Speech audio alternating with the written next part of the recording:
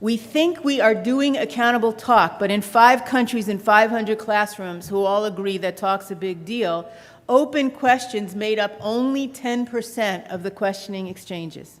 10%. You think that Canada may be different. It wasn't the five countries, but England, the US, France, Russia, and India.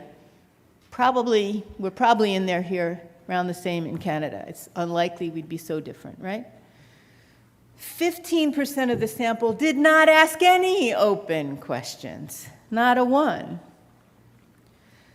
Probing by the teacher to encourage sustained and extended dialogue occurred in 11% of the classes.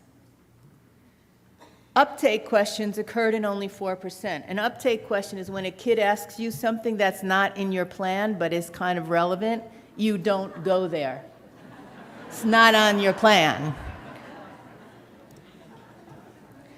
43% of teachers did not use any such moves. And finally, pupil exchanges were very short, 5 seconds on average, and 3 words or less 70% of the time. So one thing I can tell you right up front, Douglas Reeves will tell you the same thing: get kids to answer a question in a complete sentence, a full thought. That alone will ratchet up your student capacity, that alone. Now, what the question is and whether it's worth answering in a full sentence is another question.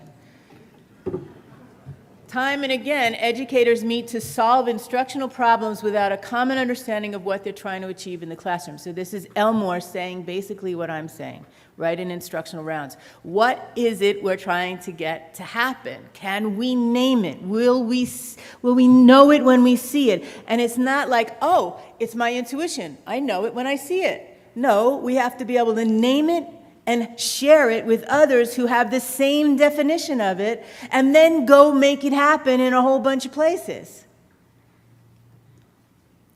So right now, it's fairly typical for principals, coaches, teacher leaders, whoever, to go into classrooms and visit classrooms. It is not typical to agree on what the heck we're looking at. So if we look through the lens of, what could I learn from this? What might be different? Then we start to get this professional learning stance that is so necessary for transformation.